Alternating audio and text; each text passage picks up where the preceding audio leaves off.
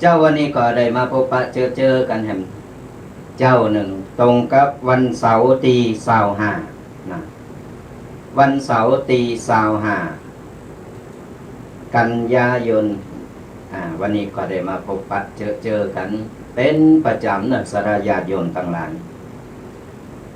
ตั้งแต่เวลา8 โมงตรงหรือว่าหลังเขาหลบธงชาติแล้วก็จะได้มาพบปะเจอกับตุกปีเควัดสะพุงน้อยแล้วก็ตุกปีแดงวัดมงน้อยจำกันลงไป ตุกปีเคเป็นอยู่วัดสะพุงน้อยตุกปีแดงอยู่วัดมงน้อยเนะเป็นวัดปีวัดน้องกันอยู่ไกลๆกันนี่แหละสถาญาติโยมทั้งหลายแต่เจ้าวันนี้เสงแจวมานี่ปัจจัยช่างมาคนเดียวนะ มาตนเดียวเพราะว่าตุปิเกเปิ้นก็ติดภารกิจอยู่ตั้งวัดตั้งวาเปิ้นอยู่มาบัดตันมาเข้ารายการบัดตันตุปีแดงก็เลยดำเนินรายการต่อว่าเป็นหยังสถาญาติโยมเฮาถึงบ้านละบัดทิ้งกันเนาะเฮาก็ได้มาพบปะเจอกันเป็นประจำกูวันเสาร์เนอะกูวันเสาร์เปิดวิทยุมาบ่ว่าจะหับดังคืนใดหรือว่าช่องทางใดจะเป็น YouTube Facebook หรือว่าต่างสัญญาณต่างๆวิทยุนี่หลายเครือข่ายที่เป็นแม่ข่ายเป็นส่งไปหรือว่าเป็นหับไปต่อกันไปก็ฟังทางใดๆก็สามารถที่จะฟังกันเนาะการฟังธรรมะสดาญาติโยมทั้งหลายฟังไปเตอตู้เจ้าว่าเนี่ยรูปไหนตนได้ก็ตามที่เป็นมาเตดมามานี่ไปกูเป็นกีมกับสดาญาติโยมนี่โอ้ยมันดีเนอะสดาญาติโยมก็บอกแล้วสมัยบาเดียวนี่เป็นสมัยพัฒนาสมัยเทคโนโลยีนี่ที่เราจะต้องเอามาปรับใจกันปรับใจในต่างตีถูกบัจจัยว่าโอ้ตู้เจ้าพัฒนาบาเดียวนี่มีโทรศัพท์มีเครื่องสื่อสารต่างๆนานาแต่เฮาใจในต่างตีถูกต้องก็เฮาใจในต่างตีผิดมันก็ผิดใจในต่างตีดีมันก็ดีมันมีถึงข้อดีข้อเสียกูสิ่งกูอยากสถาญาติโยมอย่างตู้เจ้าพระเนรบัดเดียวนี้ก็อาศัยเทคโนโลยีต่างๆนี่แหละที่จะเอามาใจมาผสมประสานกันเนาะสมัยก่อนเนี่ยจะเข้าวัดจะฟังธรรมที่ก็เข้าวัดก่องก้อยไปเข้าไปนั่งฟังธรรมฟังอยู่ในวัดในวาสมัยบาเดียวนี้บ่ต้องแล้วอยู่ที่บ้านก็สามารถฟังธรรมฟังธรรมะฟังพอหันพอนี่ได้โอ้สะดวกสบายเฮาก็ใจมันมีประโยชน์เพราะฉะนั้นแล้วตอนนี้ตุเจ้าพระเนรพยายามจะเผยแผ่ให้เข้าถึงสถาญาติโยมไม่ว่าจะเป็นคนเฒ่าคนแก่ละอ่อนหรือว่าคนป่วยติดเต้งต่างๆนานาอยู่บนรถหรือว่าอยู่ที่ตั้งใดก็ตามก็สามารถที่จะฟังได้พอได้นะบัดเดียวหันโตด้วยนะพอทาง Facebook หรือทาง YouTube หลายๆช่องทางนี่ก็จะหันหน้าหันตาตุกปีแดงเป็นหน้าตาเป็นอย่างใด แก่ก้าอ่อนก้าเนี่ยฟังเสียงเอาก็แล้วกันเนี่ยบ่อยากเรื่องอายุนี่ ก็ยุเรื่องอายุเนี่ยมันแสลงใจว่ะ เพราะฉะนั้นแล้วเขาบ่เรื่องอายุฟังน้ำเสียงเอาก็พอ ว่าอายุต่อใดตายกันเอานะ ช่วงนี้นะสถาญาติโยมทั้งหลายเรื่องฝนฟ้าอากาศเนี่ยโอ้ยบาเดียวนี่วันดีคืนดีก็ตกลงมาบะบาเดียวหน้าเมทาพอจะโถมแล้วนะ พอจะโถมไปหน้าเมทามงน้อยเนี่ยผ่านมงวัดมงน้อยนี่พอจะโถมแล้วเนี่ยขึ้นมาเลยให้หน่อยเดียวนี่เนี่ยต้องดูแลสุขภาพกันตัวเนอะสถาญาติโยมดูแลสุขภาพร่างกายกันกันตกกลางคืนได้ก็บ่เป็นอย่างนะโซนมา ตอนเจ้าพระแจงนี่ต้องงดสายการบินต้องงดสายการบิน ต้องอาศัยอาหารญี่ปุ่น ประทังชีวิตไป แต่งโตแต่งห่มดองคองผ่าเรียบร้อยแล้วเป๋บาทเป๋ยังเรียบร้อยจะออกไปบิณฑบาตลงมาสะ เนาะหันไปทางใดก็ไปพอไปในตู้ว่ามีกามาม่าวะ ก็เลยจำใจมาม่าต่อเราเนนไว้ดีกัน มีก็กินกันไปเนาะปูมนปูนี่กันไปจะไปเกตจะไปซีเรการฟังธรรมะฟังธรรม ช่วงนี้พายุมันจะเข้ามาแห่งเนอะสัทธาญาติโยมพอข่าวแต่ว่าตะคืนนี่เนาะตะคืนนั่งพอข่าวเป็นว่าพายุลูกใหม่จะเข้ามาให้หมอลูกเก่ายังมาหมดลูกใหม่มาให้หมอมันอย่างล่ำเลย เดี๋ยวก็โลกหันโลกนี่เดี๋ยวก็พายุ อย่างจะเกิดมันก็เกิดเราก็ต้องทำใจกันไปจะไปซีเลจะไปเขตมันเนอะสัทธาญาติโยมมันใจมีการเฮาคนเดียวเนอะบ่ว่าไผจะประสบปัญหาอย่างต่างๆนานาบัดเดียวนี่ฟังข่าวแล้วมันดึงหลายอันปัญญาเราอ่อนน้อยก็ไปจี่ไปป่นล้านทองก็มีเนี่ยขนาดเราอ่อนไม่ยิงอายุ17ก็ไปป่นล้านทองก็กึดพอเตอะเศรษฐกิจการคลองชีพอย่างตึงวันนี่มันเดือดร้อนกันหมดพ่อกล้าแม่กล้าก็บนกันบางทีตูปีไปกุมบาทเนาะไปกุมบาทเนาะบ่ตู้ใจเยอะๆดี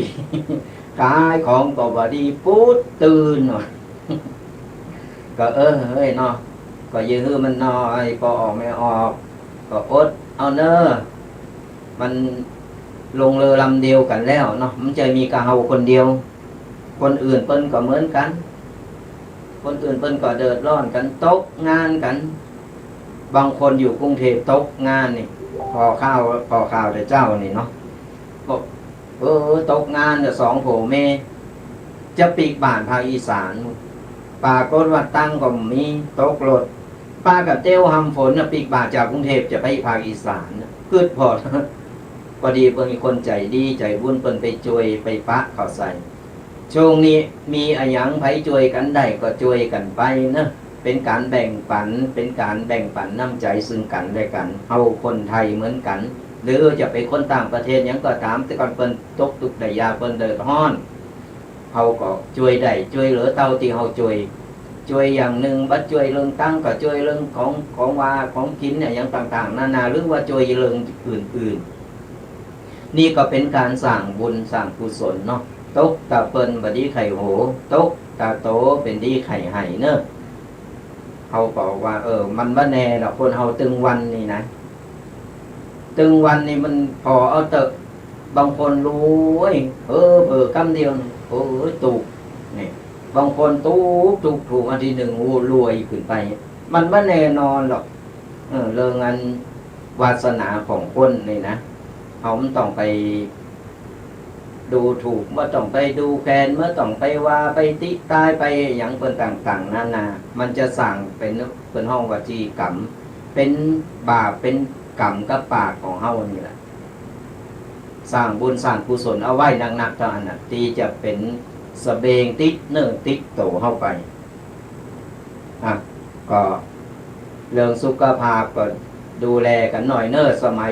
บัดเดียวนี้ก็สมุนไพรไก่โตเฮาเนี่ยกินก็ไปเตอะสนะญาติโยม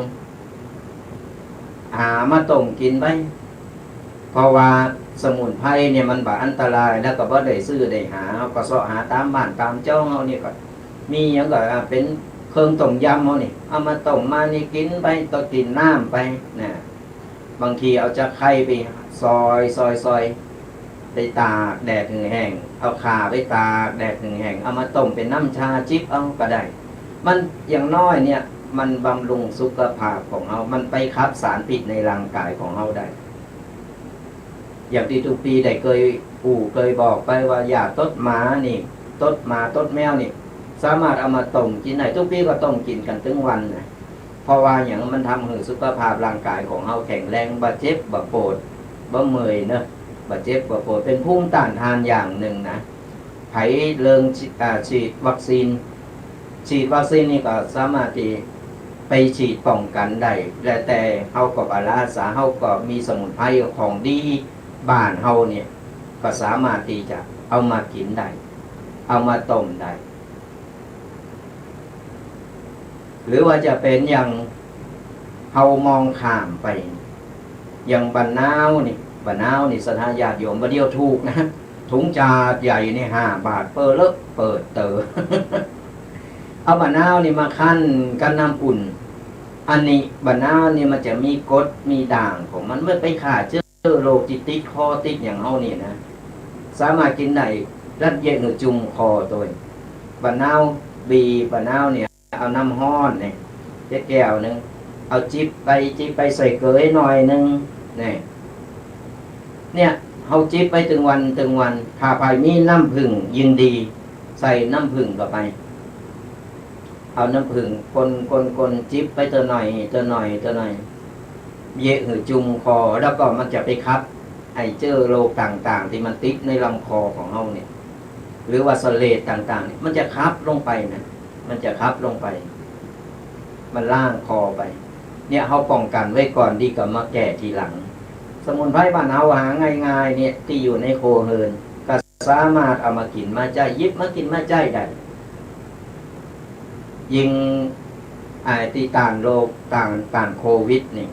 เพิ่นบอกว่ากินของสีโมงนี่ของสีโมงอย่างองุ่นนี่ก็เป็นสีโมงนี่องุ่นสีโมงนี่นะกินมันต้านมีภูมิต้านทานต่างโควิดได้นะคนวิจัยมาแล้วก็ทุกปีก็ได้ไปค้นคว้าแล้วก็เอามาเล่าสู่สถาญาติโยมฟังอย่างข้าวบลูเบอร์รี่นี่ข้าวบลูเบอร์รี่นี่เอามาหุงกินก็ดีอันนี้ก็มีภูมิต้านทานมันจะมีสารชนิดหนึ่งเป็นภูมิต้านทานของโควิดนี่ก็ลองเอามากินมันจะบาอันตรายกับโตเฮาของไก่โตเฮาถึงหมดของที่เฮาใช้ในชีวิตประจำวันเฮาก็สามารถเอามากินได้นะก็ฝากกันแล้วก็ลองไปศึกษาค้นคว้ากันถ้าทุกปีปะอย่างดีๆหรือว่ามีอย่างที่จะมาแนะนำหรือสาญาติโยมทุกปีก็จะแสวงแล้วก็เอามาเล่าสู่สาญาติโยมเนี่ยได้ฟังกันแล้วก็ได้นำไปลองไปปฏิบัติกันแต่ก่อนจะเอาไปนี่ทุกปีนี้ได้เอามาศึกษาแล้วก็เอามากินแล้วมาลองแล้วได้ผลเนอะก็ลองกันดูนะสาญาติโยมฝากกันเรื่องสุขภาพนี่นะวันนี้ก็วันที่25 กันยายนแฮมว่าเมื่อมานานก็จะออกภาษาแล้วแฮมเดินหน้านี่แล้วเร็วเนาะรับตากำเดียวจะออกภาษาแฮมแล้ว วันที่21 ตุลาเป็นวันออกภาษาเดินหน้านี่แล้วนะ21 ตุลาก็เป็นวันออกภาษาก็เกมเนอร์เกมโตพยายามในภาษานี่ก็พยายามตีรักษาศีลฟังธรรมพยายามปฏิบัติตนให้ดีที่มาบอกเนี่ยมันจะว่าขี่เหล่าแล้วดีใจนะขี่เหล่าจะออกภาษาแล้วก็จะได้กินเหล่าแล้วมาใจ อันนี้ถ้าไปเลิกใดก็ดีค่อยๆเลิกค่อยๆนี่ไปเนาะเพราะว่ามันสิ้นเปลืองเปล่าๆและทำลายสุขภาพตัวเฮาตัววันที่21 ตุลาคมเป็นวันออกภาษาก็สถาญาติโยมก็เกมเนอร์เกมโตกันแต่งใจใสๆเนาะออกภาษาไปแล้วก็จะมีเทศกาลหรือว่าประเพณีบ้านเฮาที่จะมีแห่มแล้วก็คืองานกฐินเนี่ยหลังออกภาษาแล้วต่างวัดต่างวาหลายวัดหลายว่าเพิ่นก็จะมาทอดกฐินกันไผวัดไหนที่เพิ่นจองไว้แล้ววัดไหนที่เพิ่นยังบ่ได้จองคณะกรรมการก็พยายามสอบหาไปเงินขาดกฐินเนอะแต่ละวัดมันบ่มีกฐินแต่เฮาก็เอาศรัทธาญาติโยมบ้านเฮาหั่นแต่นิดได้น้อยก็เจ้ามันถือว่าเป็นกฐินบางหนึ่งมันขาดประเพณีแต่เล็กได้น้อยไม่ต้องไปหวังหรอกว่าโอ้ยกฐินมันบ่เหมือนสมัยแต่ก่อนเนอะเพิ่นเอากฐินลูกต่างบ้านต่างเมืองมาโอ้เพิ่นได้นักได้หลายเอามาบูรณะวัดวาอารามมาสร้างหันสร้างนี่ต่างๆนานา แต่ว่าสมัยบาทเดียวเพิ่นบ่ฮือข้ามจังหวัดมากกับกักตัว14 วันเพราะฉะนั้นเฮาเอาคนตามบ้านตามเจ้าเฮานั่นแหละเอาหมู่บ้านเฮานั่นน่ะเพราะว่าเฮาบ่ได้เอาไปไหนก็อยู่กับวัดกับวาของบ้านหมู่บ้านของเฮา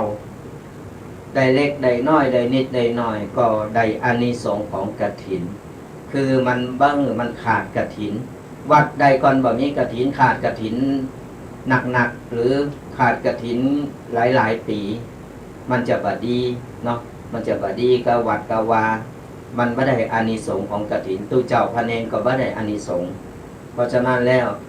วัดใดที่เพิ่นยังบ่มีกฐินหรือว่ากฐินโต๊ะข้างนี่เฮาก็พยายามสอบหาเดินเริงและก็พยายามก็ปอหลงบ้านเนาะก็ปอหลงบ้านปรึกษากันจะเอาอย่างใดกันก็เอาทุกหลังคาเฮินมาเป็นกรรมการนี่มาแล้วก็มาทอดกฐินในบ้านของเฮามันก็สบายใจแล้วเฮาก็ได้อานิสงส์ตู้เจ้าพระเนรก็ได้อานิสงส์และมันบ่ขาดกฐินโดยวัดนั้นนะอันนี้เป็นการจี้แนะเป็นการแนะแนวเนาะยังตีวัดตุปีตอนนี้จะหาเจ้าภาพใหญ่ๆมันก็บ่มีประเดี๋ยวนี้ของตุปีจะมีงานกฐินในวันที่28 ตุลาหลังออกภาษาไปแล้วอันนี้ก็เป็นกฐินละอ่อนสนาญาติโยมทั้งหลายเพิ่นห้องกฐินเด็กกฐินสำลิดเด็กดีมีสตาเนี่ยเป็นกฐินละอ่อนเฮาจะได้ปลูกฝังจะได้แนะนำมือละอ่อนฝึกสอนมือละอ่อนหือกินหือตาลเพราะว่ารุ่นต่อไปเนี่ยก่อนเฮาล้มหายตายจากไปแล้วก่อนเฮาบอกฝึกไว้ตอนนี้ละอ่อนมันก็บ่จางละเพราะสื่อต่างๆมันเข้ามานักมันไม่ได้มาสนใจหรอกก่อนเฮาบัดจักกิจกรรมอย่างอี้หรือกิจกรรมประเพณีของเฮาอย่างอี้ประเพณีของเฮามันจะสูญหายไปนะสนาญาติโยมประเพณีบะเก่าบะหลังของเฮาเนี่ยมันจะสูญหายไปตุปีก็เลยว่าเป็นหยังเอาละอ่อนนั่นแหละตึงผู้ปกครองละอ่อนบ้านไก่บ้านหิมนี่แหละตึงสถาญาติโยมตัวมาโลมโตมาโลมโตหนักกว่าบ่ได้นะเพิ่งเกิน20 คนมาทำกิจกรรมโดยการจัดกฐินสำลิดเด็กดีวีสตาเนี่ยจะเอามาทอดตีวัดมงน้อยในคืนในวันที่28 ตุลาคมวันที่28 ตุลาคมก็จะเป็นละอ่อนคณะละอ่อนนักเรียนโรงเรียนคณะครูนักเรียนโรงเรียนวัดบันกองโรงเรียนวัดบันกองก็อยู่อำเภอป่าซางนี่แหละสถาญาติโยมก็จะได้มาฝึกมาฮัดแล้วก็หือกินหือตาลเนี่ยเขาจะเอาเยาวชนตัวน้อยๆเนี่ยมาฝึกมาฮัดกันเรื่องยอดเรื่องอย่างนี้เขาไม่ได้ไปคิดถึงขนาดนั้นแต่เขาได้ฝึกละอ่อนเอาไว้ได้คือละอ่อนเนี่ยได้ฮู้ว่าประเพณีเป็นอย่างใดขั้นตอนเป็นอย่างใดกฐินคือไอ้หยังนะเนี่ยวันนี้จะเอาเรื่องกฐินข่าวโตเปิงของแต่ละอย่างโตไว้ธงหรือว่าตุงจระเข้ไอ้หยังเป็นอย่างได้หมายความว่าบางคนก็ยังบ่ฮู้หันเปิ้นถือก็ถือหันเปิ้นพอก็พอแต่บ่ฮู้ความหมายไอ้หยังเป็นอย่างใดวันนี้จะเอามาข่าวคือสถาญาติโยมเนี่ยได้ฟังแล้วก็พอเราอ่อนเนี่ยได้เข้าใจกันว่าประเพณีกฐินของเฮามันเป็นอย่างใดตรงแต่ละอย่างหมายความว่าอย่างใดนะวันนี้เฮาก็จะได้มาอู่กันวันนี้ก่อนอื่นต้องขอบอกก่อนว่าวันนี้ตุกปีเคเพิ่นติดภารกิจเนอะเพิ่นบ่ได้มาวันนี้ตุกปีแดงคนเดียวสักกรรมเฮาจะได้เงินสนาญาติโยมเนี่ยได้มาอู่มาเอ่ยกันไผมีอะหยังเอามาอู่มาเอ่ยมาตักมาตายพออย่างน้อยเฮาจะได้ฮู้ว่าไผอยู่ตั้งใดฟังอะหยังของฟังได้ยินก็ฟังชัดก็วันนี้ตุกปีอู่คนเดียวมีไผรู้เดี๋ยวจะเฮือสนาญาติโยมเปิดสายไม้เฮือสนาญาติโยมเนี่ยได้มาอู่มาจอยกันเพิ่นเฮาว่ามาสนทนาธรรมกันนี่มาแลกเปลี่ยนความคิดเห็น เนาะก็เกมเนอร์เกมโตจดเบอร์โทรภัยที่กำลังเข้ามาฟังอยู่ในช่องทางใดก็ตามยังบอกฮู้เบอร์โทรก็จดเอาไว้ก่อนเนอะเดี๋ยวสักกรรมจะเปิดสายหน้าใหม่ตีเบอร์โทรศัพท์0826112245จดเอาไว้เดี๋ยวสักกรรมเปิดสายหน้าใหม่แล้วไปโทรเข้ามาไผมีไอ้หยังวันนี้ก็อุ้ยแม่อุ้ยอากาศเป็นอย่างใดพงฟังอยู่ตั้งใดเนี่ยเขาจะได้ฮู้เนาะแถมหน่อยเนี่ยโควิดหายนี่นะทุกปีจะได้ตะเวนไปไปเยี่ยมไปเย็นไผที่เป็นคนไข้ติดเต้งเนี่ยจะได้ไปแอวหาจะได้ไปเยี่ยมไปเย็นก็โทรเข้ามามามาตักมาตายจะได้ฮู้จักกันเอาไว้เนาะมาใจมาฟังกระเสียงทุกปีหน้าตาเป็นอย่างไรฟังเสียงแล้วคนยองตั้งใดนี่ก็จะได้มามากันก่อนอื่นก็ขอขอบคุณอนุโมทนาบุญกัสนาญาติโยมที่กดไลค์กดแชร์มาทาง Facebook เนาะเดี๋ยวตุปีจะทยอยตอบกันไปตักตายมาทาง Facebook บอกว่าอย่างหลายคนหลายท่านก็ได้กดไลค์กดแชร์มาแล้วก็ได้คอมเมนต์มาเดี๋ยวจะทยอยตอบไปเนาะว่าใครฟังจังใดอยู่เอาละเราจะมากันเรื่องของกฐินสถาญาติโยมการทอดกฐินนี่เป็นประเพณีที่สำคัญทางพระพุทธศาสนาของเราอย่างที่บอกไปแล้วว่าทอดกฐินเนี่ยจะไปเหื่อมันขาดเพราะปีหนึ่งจะมีเตอร์หนึ่งปีมีหนึ่งครั้งนะเป็นห้องว่าเป็นบุญใหญ่บุญหลงบุญใหญ่บุญหลงคนยอมเป็นห้องว่าบุญหลงหลงแท้หลงว่า บุญใหญ่บุญหลงเพราะว่าปีหนึ่งจะมีเฮเตอร์เฮากับบดีขาดบดีตกบุญศรัทธาญาติโยมทั้งหลายเปิ้นเอาซองกฐินไปแจกกันหรือเปิ้นไปบอกบุญอย่างต่างๆนั้นนะมีหน่อยห้อมหน่อยมีหนักห้อมหนักเอาตามกำลังของเฮาตามจิตศรัทธาของเฮาไผมาบังคับการทำบุญศรัทธาญาติโยมถือว่าเฮาทำบุญ5 บาท10 บาทก็เป็นการทำบุญบ่มีเลยยกมือไหว้โถมโหอยู่ที่บ้านเฮาก็อนุโมทนาสาธุตัวเนอเฮาก็ได้บุญได้กุศลเพราะว่าเฮามีใจมันอยู่ที่ใจของเฮากันใจเฮาบริสุทธิ์กันเฮาตั้งใจเฮาใจเฮามีกันเฮาว่าใจเฮาบริสุทธิ์เฮาก็มีบุญนะเฮามีความตั้งใจที่จะทำบุญแต่เฮาบ่พร้อมบุญกุศลก็เกิดจากใจของเฮานี่เฮาก็สามารถที่จะทำบุญได้หลายช่องทางหรือว่าเพิ่นมีในวัดในวาในหมู่บ้านของเฮาเฮาเหมาะช่วยอย่างใดเฮาก็ไปช่วยบ่ต้องออมแรงออมแหงของเฮาช่วยทางปัจจัยบ่ได้เฮาช่วยทางร่างกายเอาร่างกายของเฮาเนี่ยไปช่วยเปิ้นแปลงเปิ้นห่างเปิ้นด่ากันเนี่ยอย่างตะวานี่ก็หมู่แม่บ้านหมู่คนเฒ่าคนแก่ทั้งบ้านหมู่น้อยนี่เปิ้นก็มาช่วยกันแปลงต้นคา มาปั่นต้นคากันมาปั่นต้นคามาแปลงมาช่วยกันใส่ซองนี่ก็เป็นการสร้างบุญสร้างกุศลไปในตัวเนาะก็ไปลืมบาดีตกบุญศรัทธาญาติโยมมีต่อใดก็ห้อมไปต่ออันตามกำลังศรัทธาของเฮาบ่ใจไปทำบุญและเดือดร้อนโตเก่าอันนี้เป็นบาปนะบ่ได้สร้างบุญเพิ่นฮ้อสร้างบาปให้โตเก่าเพราะฉะนั้นบาดีเยบาดีทำการทอดกฐินเป็นประเพณีของศาสนาของเฮาหรือว่าศาสนาพุทธของเฮาจะนิยมกันตั้งแต่แฮม1 คำเดิน11ไปจนถึงขึ้น15 คำกลางเดิน12นี่ช่วงนี้แหละก็จะมีระยะของเพิ่นหลังจากนั้นไปก็จะเป็นผ้าป่าแล้วถึงบอกว่ากฐินปีหนึ่งจะมีเฮเตอร์หนึ่งเฮาก็ต้องบัดนี้ตกบุญไปบอกบุญเรื่องกฐินไปเถอะ 5 บาท 10 บาทหอมไป20 บาทไผมีนักก็หอมนักไปมีน้อยก็หอมน้อยกันไป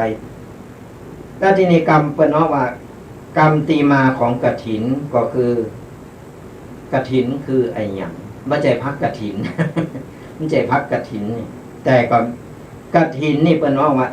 คนสมัยก่อนเปิ้นฮ้องว่าสะดึงบัดเดียวนี้เปิ้นฮ้องว่าไอ้หยังนะตัวปีก็บ่ใครฮู้จักที่เปิ้นเอามาขึงผ้าแล้วก็มาปักมาแปะไผฮู้กะเดียวตอบมาเด้อคนสมัยก่อนเปิ้นฮ้องว่าสะดึงนี่สะดึงเนี่ยคือเอาไม้มาทำเป็นกรอบสี่เหลี่ยมหรือว่าวงกลมก็ได้เปิดจะเอาดึงผ้าแล้วก็เอามาเย็บปักทักร้อยเนี่ยเป็นห้องสะดึงแต่กรรมบัดเดียวนี้ตัวปีก็บอกฮู้แต่ว่าเป็นว่าสะดึงก็สะดึงตัวเปิ้นแต่ถ้าไปฮู้เดียวสักกรรมโทรมาตอบใดเนอะคนบ่เก่าบ่แก่ไปฮู้ก็สะดึงคือไอ้หยังก็เดียวก็โทรมามาตอบแล้วคนที่เปิ้นฟังเพิ่นก็จะได้เข้าใจตัวสะดึงเป็นยังไงยิ่งรุ่นใหม่ๆบัดเดียวมันบ่ฮู้เลยนะสะดึงคือไอ้หยังสะดึงคืออะไรแม่สะดึงคืออะไรคุณพ่อ แล้วมาถามตู่เจ้าก็บ่เคยฮู้เหมือนกันนะเพราะมันยังบ่เคยได้ยินเหมือนกันกำลังมาพ่นปากกระตื่นพอเป็นว่าสะดึงหรือว่าดึงบัดเดียวนี้เพิ่นหาอยู่ห้องว่าดึงเนี่ยถ้าจำบ่ผิดนะถ้าผิดก็ลองประสูมาอภัยตัวเอามาเย็บมาปักเอามาขึงผ้าแล้วก็เอามาเย็บปักทักร้อยเนาะก็เปิดห้องวัดสะดึงและการทอดกฐินมี2 ลักษณะด้วยกันศรัทธาญาติโยมทั้งหลายก็คือ1การจุลกฐินจุลกฐินคนเฒ่าคนแก่เพิ่นก็ฮู้จักกันแล้วเราอ่อนสมัยใหม่เมื่อใครฮู้จักกันจุลกฐินก็คือการต่อดึงแล้วก็ต่อผ่าเนี่ยเพิ่นว่าสมัยถ้าจำบ่ผิดนี่เพิ่นว่าฝ่ายก็จะต้องปลูกเองทำเองกูสิ่งกูอย่างเสร็จแล้วก็เอามาปั่นเอามาแปลงเป็นผ้าเอามาแปลงเป็นผ้าเอามาปั่นเหมือนไอ้ใจกวักใจอะไรอย่างต่างๆนานาเนี่ยใครลืมไปเห็นนะประเดี๋ยวนี้จำได้ก็ไอ้กวักแล้วก็ไอ้โถปั่นตรงหมุนหันคนเฒ่าคนแก่คนเย็บคนทำตอนเป็นละอ่อนแต่ว่าเป็นห้องอย่างนี้เดี๋ยวจะถามคนเฒ่าคนแก่ที่เป็นงูเนาะเดี๋ยวก็ไปตอบกันมาเพิ่นจะเอาตั้งแต่ปลูกฝ่ายเอาเม็ดฝ่ายมาปลูกแล้วดูแลรักษาเรียบร้อยพอออกผลิตออกผลเอาไปอย่างมากต่างๆนานาเรียบร้อยเอาฝ่ายมาปั่นเสร็จเอามาย้อมมาต่อเพื่อที่จะเอามาเป็นผ้าทอดกฐินเนี่ยคนสมัยก่อนนะเป็นว่าแล้วก็เป็นว่าจะทำกูอย่างเนี่ยคือเซตในวันเดียวเหมือนเป็นรอพระเจ้าทันใจเนาะรอพระเจ้าทันใจนี่เพิ่นก็จะรอเซตภายในวันเดียวเนี่ยได้ตั้งใจเลยเนี่ยเป็นเข็ดเป็นเนื้อนี้เอาเปิ้นจุลกฐินก็เหมือนกันว่าจะย่อมจะต่อผ้าย่อมผ้าตัดผ้าเย็บผ้ากูอย่างพร้อมกันภายใน1 วันเสร็จเรียบร้อยแล้วนำมาถวายเป็นผ้ากฐินตุเจ้าหรือว่าคนที่ตุเจ้าที่รับกฐินนั่นเนี่ยเป็นผ้ากฐินเป็นห้องว่าจุลกฐินข้อที่2ก็คือมหากฐินก็คือมหากฐินก็คืออาศัยปัจจัยทายธรรมที่เฮาหันอย่าง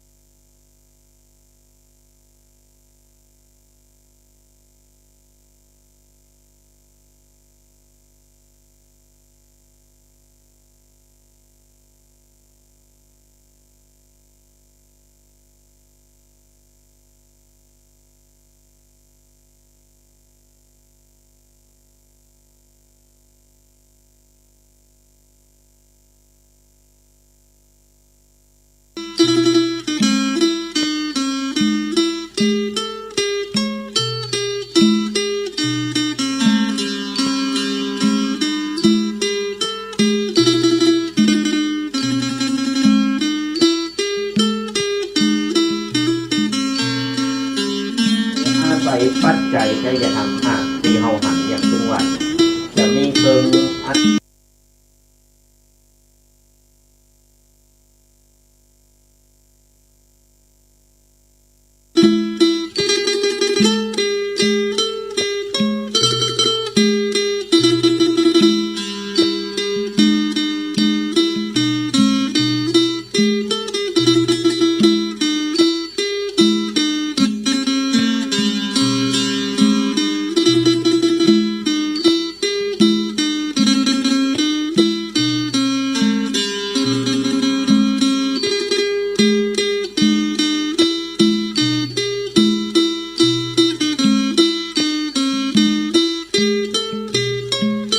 ก็คือมหากฐินก็คืออาศัยปัจจัยใช้จะทำที่เฮาหันอย่างถึงวันจะมีเกิง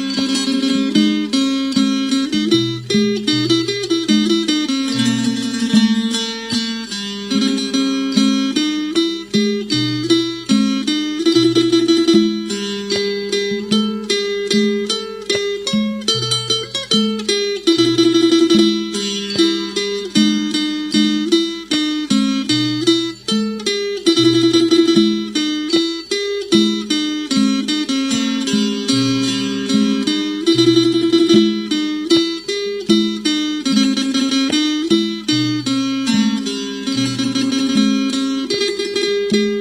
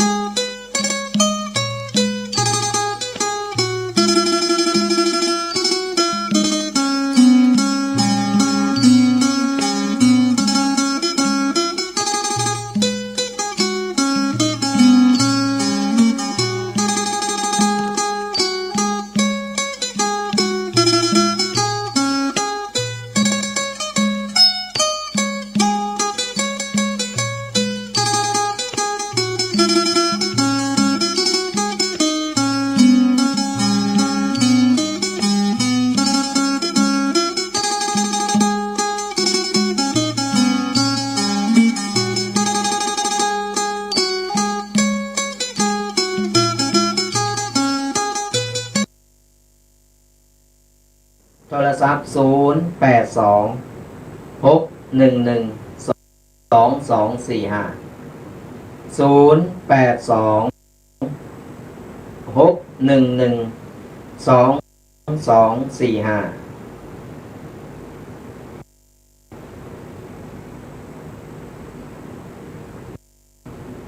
ก็โทรมามามาตักมาตายกันได้เนอะสนาญาติโยม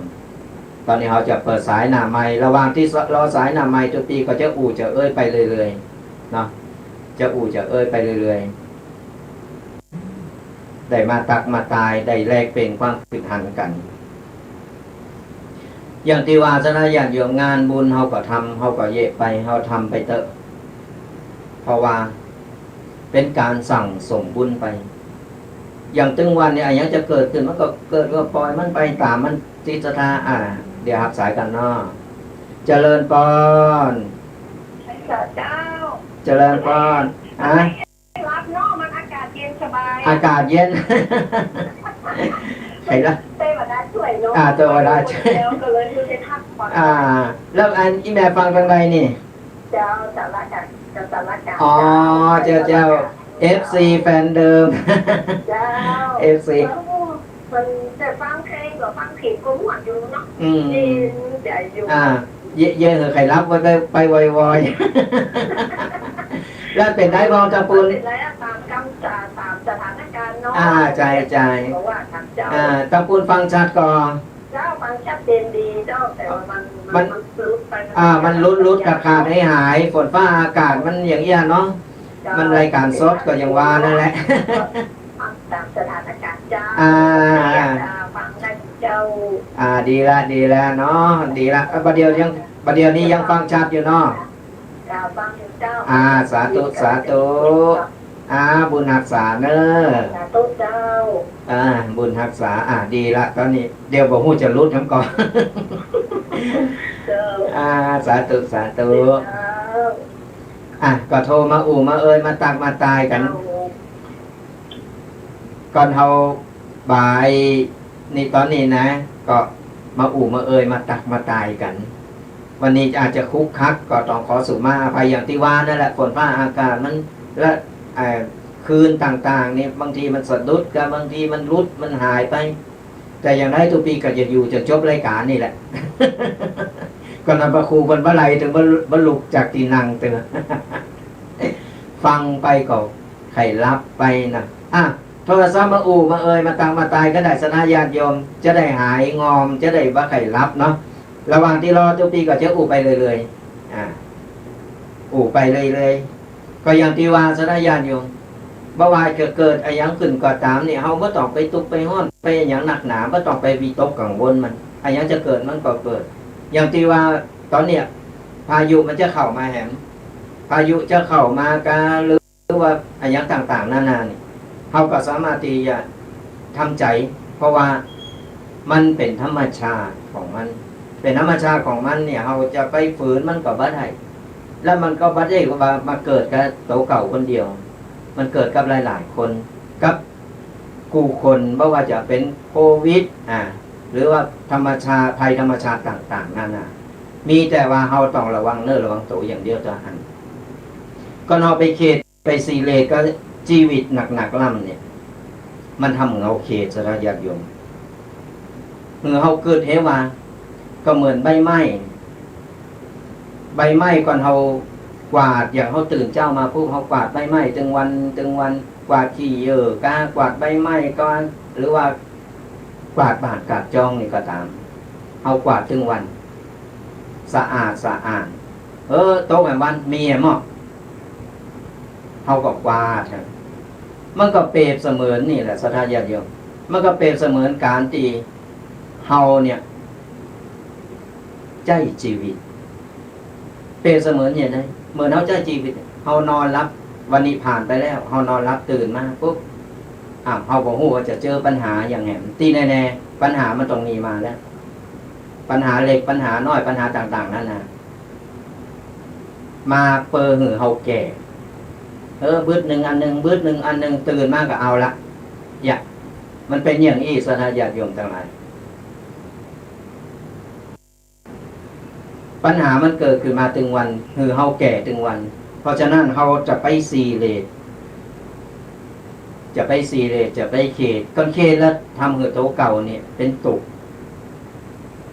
เฮาเป็นอย่างที่ว่านั่นแหละเปเหมือนใบไม้กวาดถึงวันกวาดถึงวันมันก็มีถึงวันเฮาก็กวาดถึงวันแก้ปัญหาถึงวันมีหนักมีน้อยก็แล้วแต่สถานการณ์มันปัญหาชีวิตคนเฮาถึงวันมันมีหือแก่ถึงวันมาต้องก็ยังมาตูไปอมตุก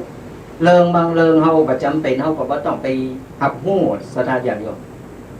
ก่อนเฮาไปหับหู้หนักไงมันก็อย่างว่านั่นแหละตุกอยู่คนเดียวเหมาะ เป็นตุกอยู่คนเดียวเพราะฉะนั้นแล้วเฮาก็ปล่อยวางเฮ็ดพองเนาะคือเฮาเกิดให้ว่าทะเลยังมีคลื่นนะทะเลยังมีคลื่นฉันใดชีวิตคนเฮาก็เหมือนกันเฮาใจชีวิตทุกวันมันก็มีอุปสรรคเหมือนกันมันก็มีอุปสรรคต่างๆนานามาเหงื่อเฮาเนี่ยได้ค่อยแก้ได้ค่อยไปแก่ไปต่างๆนานานี่แหละมันก็เปรียบเป็นห้องว่าคืนชีวิตของคนเฮาคืนชีวิตที่เฮาจะต้องแก่จะต้องทำอยู่ตลอดเวลา ขึ้นว่าชีวิตของคนเฮานี่สถาญาติโยมทั้งหลายมันมีตึงดีตึงบดีปะปนกันไปเพราะอย่างน้อยเนี่ยเฮาก็ต้องไปดูให้หรือว่าไปจับผิดคนอื่นเพิ่นเฮาเอาชีวิตของโตของเฮาเนี่ยคือดีเอาชีวิตของเฮาเนี่ยคือรอดว่าวันๆนึงเฮาจะดำเนินชีวิตอย่างใดจะใจชีวิตอย่างใดจะดำเนินอย่างใดนี่เฮาต้องวางแผนกับชีวิตของเฮาเฮาจะนำปลาครอบครัวของเฮาคืออยู่รอดฟังได้อย่าได้วันนี้ผ่านไปปุ๊บวันพุธเฮาอย่าบอกว่าเฮาจะได้ตื่นมากกว่าเฮาอย่าบอกว่าเลยว่าเฮาอาจจะรับเลยไปเลยก็ได้บางทีเฮาอาจจะตื่นมาครับก็ถือว่าเป็นบุญเฮาเป็นบุญของเฮาที่ได้ตื่นมาบุญเฮายังมีอยู่เพราะฉะนั้นในเมื่อเฮาตื่นมาปุ๊บเฮาก็ต้องไปเก็บเอาสิ่งที่มันสกปรกในสมองที่มันหกในสมองเอามาไว้เอามาเก็บคือเฮาเนี่ยเอาสิ่งดีๆกึดแต่สิ่งดีๆทำแต่สิ่งดีๆเอาไว้สม่ำเสมอปุ๊บปั๊บเฮาตายเฮาบางทีเฮาตายบ่ฮู้โตไปเฮาก็ยังมีแสดงติดเนิร์ติดโตเข้าไปก่อนเฮาก็ทำมาเป็นหยังยังบ่แก่เตอยังบ่ตายเตอมันก็บ่ถูกก็เราไปเกิดอย่างนั้นบางคนยังอายุเกิดมากยังบ่ถึงเดินตายไปก็มีในเมื่อมันบ่แน่นอนเฮาก็จะไปประมาทในการใช้ชีวิตพอกันเฮาประมาทในการใช้ชีวิตแล้วเนี่ยมันผิดพลาดไปแล้วหรือว่าเฮ้ยมาเสียได้ทีหลังมันเป็นอย่างลูกหลานนะก็เดี๋ยวมันจึกตามไปหาก็ตายไปมันตามหาไม่ต้องไปรอมันหลอกสดาญาติโยมก็เราตายไปมันไปส่งเหมือนกันนะไปส่งแค่ถึงไปเยียวจานจบแล้วมันก็เผาเสร็จมันก็หันหลังปีกบานนะมันก็เอาสมบัติของเขาที่เป็นที่เฮาหาไว้นั่นแหละแล้วมันจะต้านหนึ่งเอาก่อใหม่ๆอาจจะต้านอยู่นานไปมันก็ลืมไปอย่างนี้เพราะฉะนั้นมันต้องไปหวังเปิงว่าจะเป็นลูกเป็นหลานเป็นพี่น้องเป็นอะไรก็ตามแต่บางคนก็ดีเนอะเราอ่อนบางคนก็ดีหูจักบุญคุณพ่อแม่หูจักบุญคุณกินตานหาพ่อหาแม่ตลอดอันนี้เป็นบุญเป็นกุศลเพิ่นได้ลูกดีเพิ่นได้ญาติพี่น้องที่ดีที่สามารถไปกินไปตานเวลาเฮาล้มหายตายจากไปเพิ่นยังคิดตึงหาเฮา แต่บางคนมันบ่อั้นนี่ตายไปแล้วสมบัติมีจะได้หุบหมดผ่านหมดเนี่ยมันมีอย่างอั้น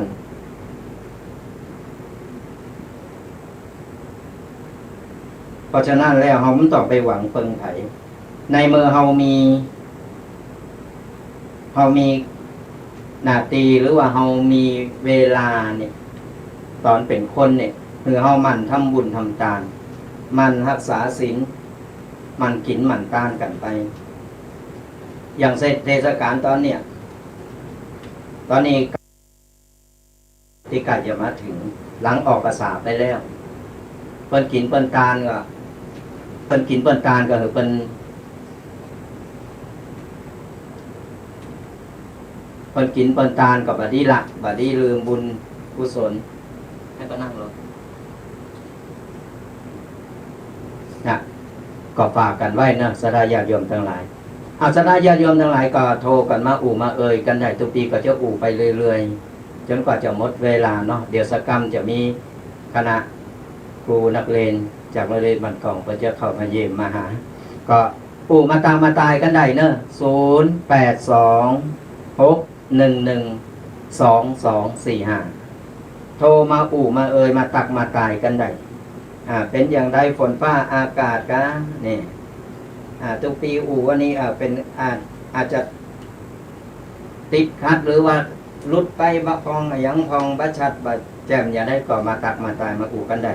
โทรกันมาเลยนะ0826112245โทรมามาเอ่ยมาตักมาตายกันได้เนาะระหว่างรอทุกปีก็จะมีนิทานมาเล่าให้ศรัทธาญาติโยมได้ฟังกันนึงเป็นนิทานคติสอนใจที่จะมาเล่าสู่ศรัทธาญาติโยมกันเริ่มก็มีอยู่ว่ามีงูเห่าตัวหนึ่งมันพยองขึ้นชื่อว่าเป็นงูเห่ามันพยองอยู่แล้วอย่างน้อยมันชูคอกันมันพยองอยู่แล้วแล้วมีพิษเต็มโตอยู่แล้วมีงูเห่าตัวใหญ่ตัวหนึ่งออกมาหากินตามปกติของมันก็ออกตะว่าหากินตามปกติอย่างของมันนั่นแหละมีอยู่วันหนึ่งมันได้เลื่อยเข้าไปในโพรงเลยเข้าไปในโพรงเลยแล้วเข้าไปผ่านไอ้โพรงเลยเนี่ยมันจะมีเลยมีเป็นเครื่องจักรต่างๆนานามันก็เลื่อยไปซ้ำไปเลื่อยไปขามันใบเลยที่เป็นเอาเลยไหมเลยอย่างนี้นะข้ามใบเลยไปปุ๊บไปปะใส่ไปข้ามใบเลยปากฏว่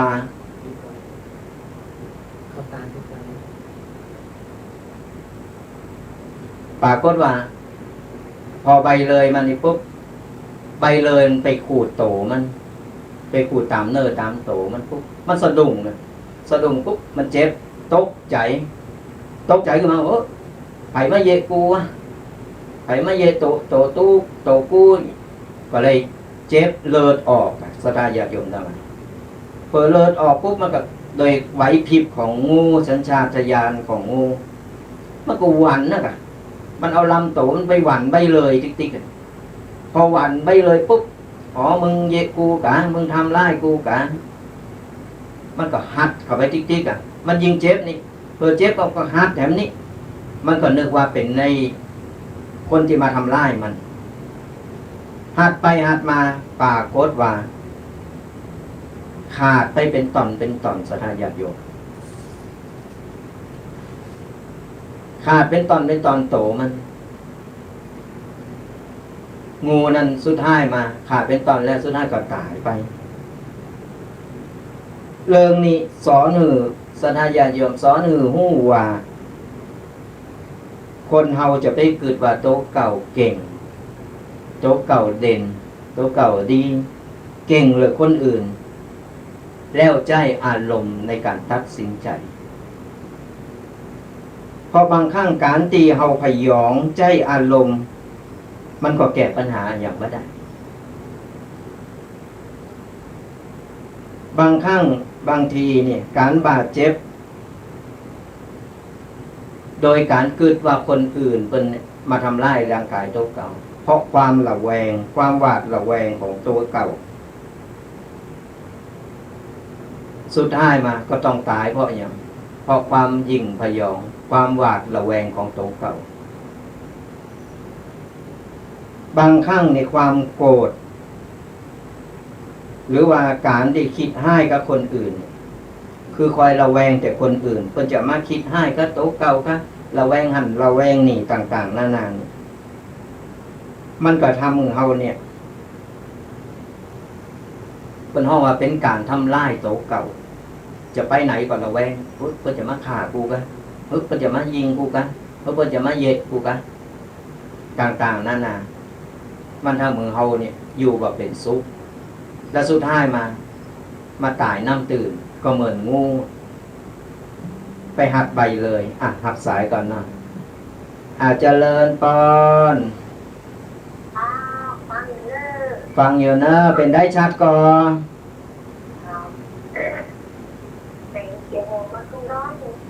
ฮะอ๋ออยู่เจโฮมเป็นได้ฝนตกก่อนตะปูนไหม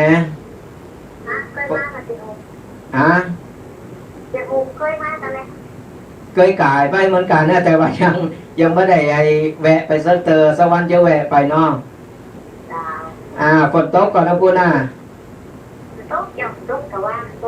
อ๋อวัดมงน้อยไหมวัดมงน้อยอำเภอป่าซางอยู่แถวพระบาทเนี่ยอยู่ใกล้ๆวัดพระบาทตากผาเนี่ยกันอ๋อผ่านไปผ่านมาก็แวะมาเนอะแม่เนอะผ่านไปผ่านมาก็แวะมาสายรถไปละอ๋อแหมตนนึกก็อยู่ไกลๆกันนี่แหละอยู่วัดสปุงน้อยอ๋อเหมืองงาเนาะอ๋ออยู่ไกลๆอยู่ละโพนเนี่ยก่อนผ่านไปผ่านมาก็แวะมาได้เนอะแม่เนอะอ๋อสาธุสาธุบุญรักษาเนอะชัดอยู่เนาะสาธุสาธุครับบุญรักษาเนอะครับเป็นสายหนึ่งทักโทรมาเนอะ341เบอร์โทร341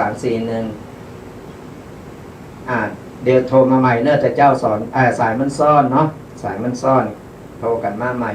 0826112245มาแล้วรับสายกันเนาะเจริญปอนเจ้าไว้สาเจ้าเสียงใสมาจากทางใดนี่วันนี้ยังมาตัวเดียวกะวันนี้มาตัวเดียวเป็นละดีมีไผมารูไม่น่ะแม่มีใครว่าอันนี้กับน้องพอดีตุปีเคปติดปติดงานเนาะปติดงานมาบัดตันเลยเหลือตุปีแดงอยู่ตัวเดียวดีแล้วเหรอดีละกี่ต้นก็ได้กี่ต้นก็ได้เนาะดีหมดความทำมากหนึ่งดีหมดสาธุสาธุฝนตกก่อนไหมตะปูนมันตกมีห้องมันตกเป็นเตียงตำเพนี่บะอยู่สุพรรณสุดคืนเนี่ยแดดห้องจ้ะบ่ตกเท่าไหร่เนาะก็ประเดี๋ยวนี้แดดแล้วก็กระเดียวสักครั้งก็ตกแล้วล่ะตกเมื่อคืนมากับบะก็เนี่ยสัญญาณเลยกุ๊กกักอย่าได้หมดแต่ฟังชัดอยู่เนาะสาธุสาธุบุญรักษาเนอะสาธุสาธุมามามาคือกำลังใจกันเนาะสระญาติโยมตั้งใดอยู่ตั้งใดฟังตั้งใดก็มามามาตักมาตายกันได้0826112245ก็จะได้มาเป็นกำลังใจกันมาเล่าสู่กันฟังครับสายต่อเนาะเจริญปอนสาธุเจ้าตั้งใดก็ผู้เรียนนะเจ้าถ้าเจ้าลืมเบอร์โทรของครูเจ้าลืมเบอร์โทรบอกหลายเตอได้ ฟังทางใดเนี่ย บ้านสุดนี้นะเจ้า อ๋อสุปีฝนตกก่อนนะพูดน่ะ โมเป็นปลานะเจ้าแม่เกลูนเจ้า อ๋อสาธุสาธุฝนตกก่อนนะพูดน่ะ ต้องเจ้า อ๋อ ในทั้งทุกวันนะเด้อแม่เด้อ อ๋อสาธุดีแล้วฟังน้ำฟังธรรมมาดีอยู่กันนั่งก็ทำเนาะเพราะว่าไม่ว่าแต่ก็ไปทุกศีลตัวเด็กไม่ได้ขาดศีล โอ้ยดีแล้วดีแล้วทำบุญไว้เตอะเล็กๆน้อยๆบุญน่ะเป็นสะเบงติเนอร์ติโตเฮาเนาะเวลาเฮาลมหายใจจากไปมีกระบุญน่ะติเนอร์ติโตเฮาไปเพราะฉะนั้นเอาสั่งสมเอาไว้หนักๆน่ะดีแล้ว นี่ก็กินข้าวสลามก็นะเจ้า อ๋อดีกะดีกะตั้งเพนี่สลากเมื่อใครมีส่วนมากจะต้านสั่งกัน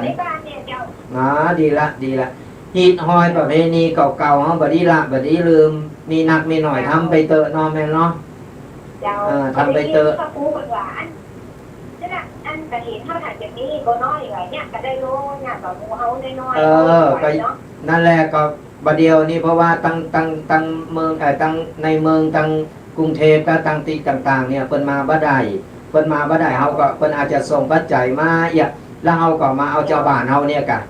ช่วยกันเพราะอย่างน้อยรักษาฮีดฮอยแบบเก่าไว้ด้วยฮีดฮอยของกฐินเอาไว้เนี่ยคุณปีเนาะดีแล้วเพิ่นคือมันขาดเนอะเพิ่นคือมันขาดใดเด็กใดน้อยก็ทำไปเตอะทานมา1 2 3 4นี่อยู่ดักแต่ถึงเนี่ยแต่ได้รับได้นอนเนาะแต่ไม่ได้หมดเด้อพระครูเจ้าตอนนี้มันก็ตามสถานการณ์สถานการณ์มันอย่างอี้เนาะเพิ่นมาบ่ได้มาก็กักตัว14 วันไปมาเพิ่นก็มาเพราะฉะนั้นเฮาก็ทำเอาหมู่บ้านเฮานี่แหละตั้งวัดมงน้อยนี่ก็เอาหมู่เจ้าบ้านนี่แล้วก็เอาหมู่ละอ่อนเนี่ยมาตอดกันวันที่28 ตุลานี่ก็ลูกบ่าวมาทำงานอยู่ลำพูนจะถึงได้มาเนี่ยกันนะจ๊ะใจเพราะตอนนี้เพิ่นห้ามข้ามวันนี้กันอยู่ก็เอาตามที่สาธุบุญรักษาเด้อสาธุสายรูปเปกโทรกันมาได้นะก็มาคือกำลังอกกำลังใจอย่างที่ว่าสนะญาติโยมทั้งหลายกฐินประเดี๋ยวนี้เฮาจะมันเก่าเหมือนหลังนี่มันบ่ได้เฮาก็ต้องมีเอาเจ้าบ้านเฮานี่แหละช่วยกันห้อมกันพออย่างน้อยก็ได้สร้างวัดสร้างวาไว้กับบ้านกระจองตัวเก่าเนาะกันในหมู่บ้านของเฮาไปหือมันหายบัดนี้ลืมเนอะบัดนี้ลืมเดี๋ยวประเพณีเก่าๆมันจะหายกันไปเราอ่อนรุ่นหลังก็บ่ฮู้กันตัวปีก็เลยอย่างที่วัดมงน้อยอย่างที่วานั่นแหละก็คือฝึกคือละอ่อนเลยคือละอ่อนเป็นประธานกฐิน เอาละอ่อนมาเป็นประธานกฐินแล้วก็เป็นกฐินเด็กดีมีสตาเนี่ยเอามาตอดแล้วก็โลมกับเจ้าบ้านตัวปีก็เลยเหือนตัวปีทั้งตนหนึ่งเนาะตัวปีทั้งตนนี่เป็นลูกกัมพูชามาเป็นมาจำภาษาอยู่ตีวัดมงน้อย แต่ว่า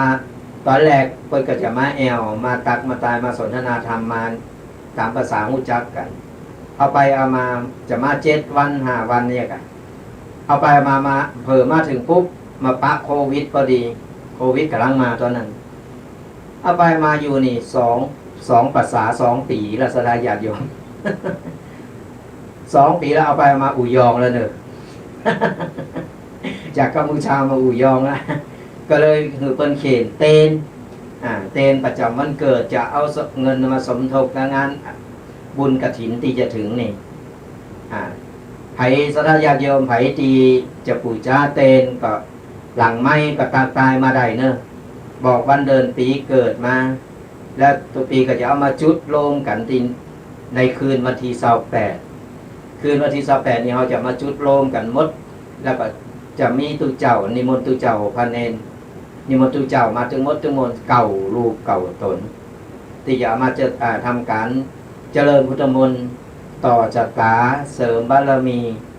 เสริมบุญบารมีหือเอาในการต่อจัตตาหือเนาะคือความสว่างไสวก็ชีวิตในคืนวันที่28ปู่เจ้าเล่มละ99 บาทสนะญาติโยมทั้งหลายก็ฝากประชาสัมพันธ์กันไปก่อนไผสนะญาติโยมท่านใดหรือคนใดที่ใครปู่เจ้าเตนประจำวันเกิดก็ตักมาหลังไม้เนอะ เบอร์เดียวเบอร์0826112245หลังไม่ก็ได้เนาะก็ตักตายกันมาบอกจื่อบอกเซกันมาถามรายละเอียดกันแห่งกรรมอันนี้ก็ขอประชาสัมพันธ์เดี๋ยวสระญาติโยมได้ฮู้กัน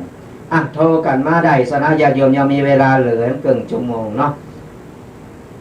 โทรกันมาได้0826112245ช่วงนี้อากาศก็ครึ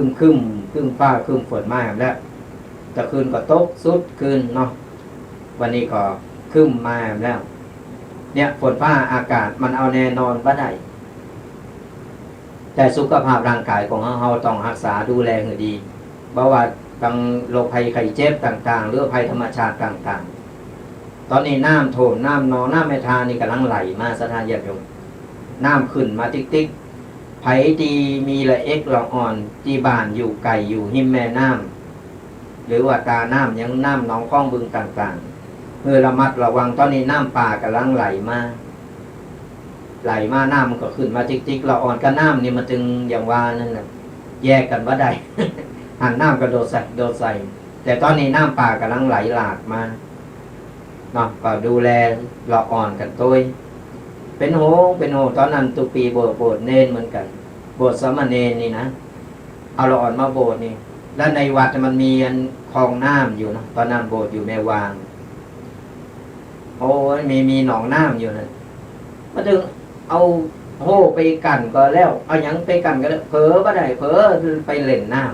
ำเนี่ยต้องระวังละเอ็กละอ่อนกันเรื่องน้ำเนี่ยก็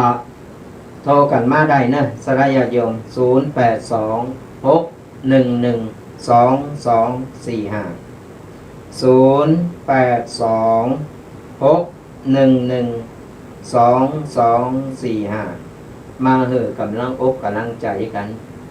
มาแล้วเป็นอย่างไรพอฝนตกกาฝนมาตกกามีอะไรยังก็มามาหรือจะสอบถามอะไรยังก่อนหู้หรือตัวปีหู้หรือว่าตอบได้ก็จะตอบกันตอบบ้าได้ก็จะมามึกเอาไว้ก่อน แล้วก็ไปเก็บมาตอบไปถามครูบาอาจารย์ไปถามครูที่เป็นหู้ได้มามาจะได้เอามาตอบสถาญาติโยมฟังกันอย่างที่ว่าสถาญาติโยมทั้งหลายตัวปีถึงได้เน้นเรื่องของการที่ว่าประเพณีหรือว่า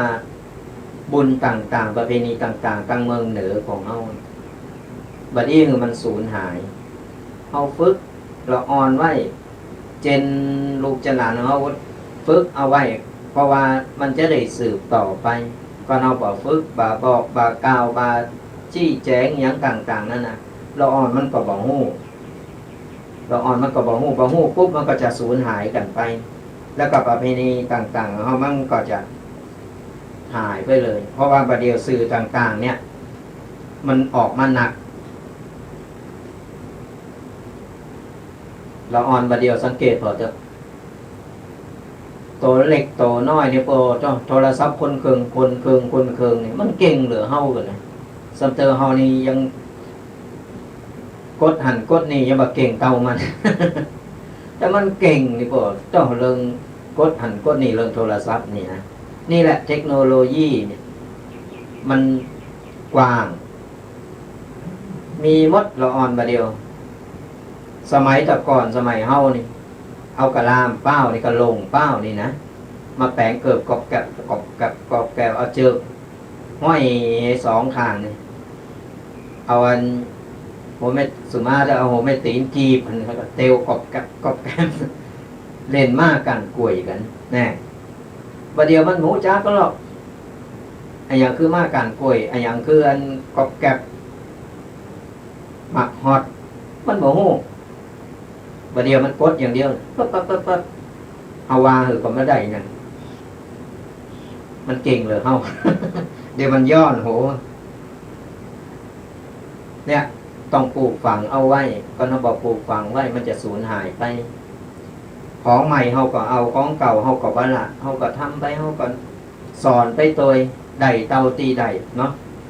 ได้เตาตีว่าเฮาสอนไปเอาที่มันชื่อได้โทรกันมาได้นะ0826112245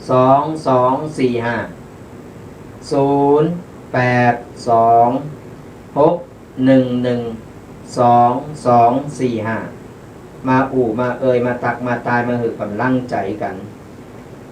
หรือว่าฟังแล้วก็รับไปเนี่ย อากาศมันเป็นใจแบบเป็นว่าเนาะ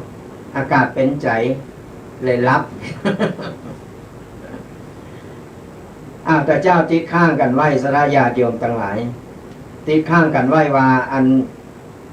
สะดึงนี่ไผ่หู้จอยโทรมาตอบหน่อยว่าสะดึงนี่กรรมบัดสมัยบัดเดียวนี้เป็นห้องว่าอะไรอย่างเนาะแต่สมัยก่อนเป็นห้องสะดึงที่เพิ่นเอาขึงผ่าดึงผ่าเอาไปปักไปเย็บนี่นะไผ่หู้ก็โทรมาตอบเนอะ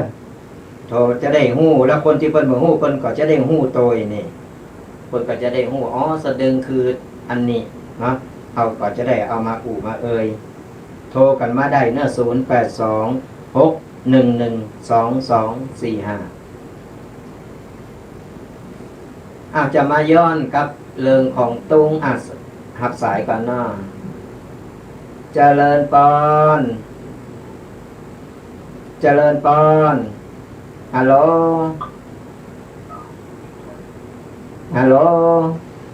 จัด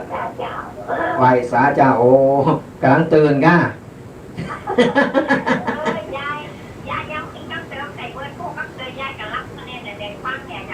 กำลังได้ฟังเนาะเสียงใสแจ๋วเลย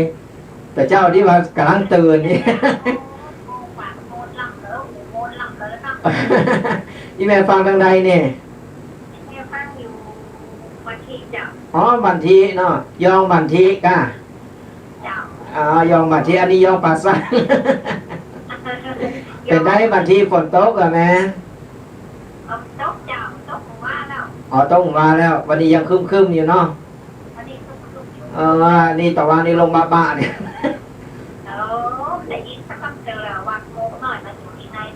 อยู่ป่าซางละปูนอยู่แยสปุงอ่ะแม่อยู่แยสปุงนี่อยู่แยสปุงก่อนจะไปพระบาทนี่ก็วัดพระบาทนี่ก็จะถึงก่อนเนาะยายแต่ไปจังไงที่คนเรายายไปโดดอย่างมุกยางก็สองขา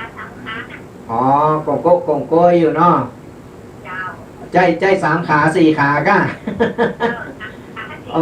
ดีละแข็งแรงอยู่นี่ฟังเสียงนี่ยังอายุน้อยอยู่ก้าอายุว่า79แข็งแรงเสียงใสเนาะเสียงใสอยู่ยังแข็งแรงแสดงบุญเก่านัก บุญเก่านักสาธุบุญรักษาเนอะบุญรักษาเป็นเสียงใสเป็นยังแข็งแรงอยู่ ก็ไผ่หู้เนอะเรื่องสะดึงคือไอ้หยังเนาะมันจะเข้าใจตรงกันก่อนนะก็เลยโทรกันมาได้นะมาบอกกันได้ว่า